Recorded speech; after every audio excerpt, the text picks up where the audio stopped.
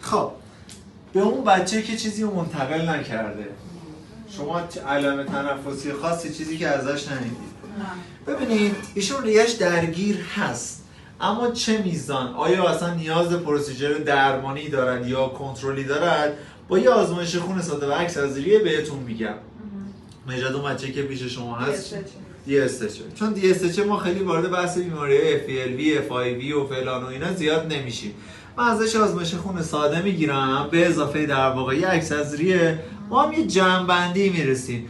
قبل از اینکه این کار رو انجام بدم زیاد نگران نباشید. اینا رو صرف چک کردم و یه آرامشی رسیدم و یه داکیومنت پزشکی داشتن انجام میدیم و بعد بهتون میگم که چه کاری انجام بدید که این مشکلتون صرف شه.